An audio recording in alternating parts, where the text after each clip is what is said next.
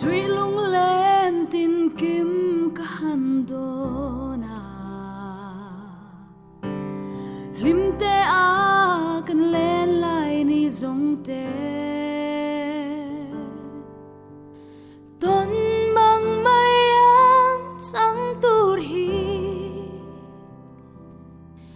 kan vang ngai đôn long lại kha lên lại ni dòng lim lại ni te kan vang ngai đôn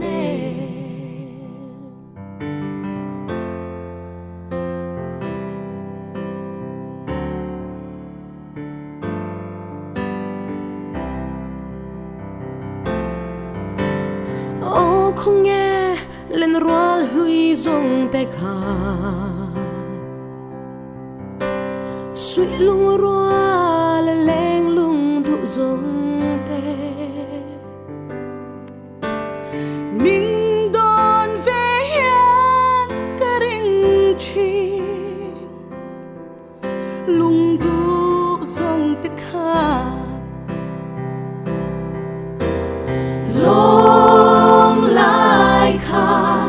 lên lại ni dòng lim lại ni te kan vang ngai đôn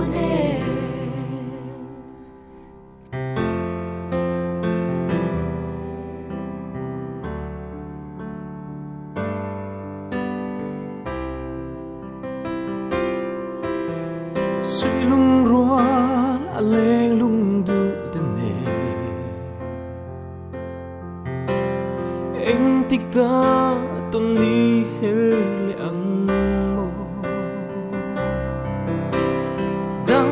ten tôn ni hrilese chung khoan uzara long lại kha lên lại ni dòng lim lại ni te kan vang ngai đôn long lại kha lên lại ni dòng lim lại ni te kan vang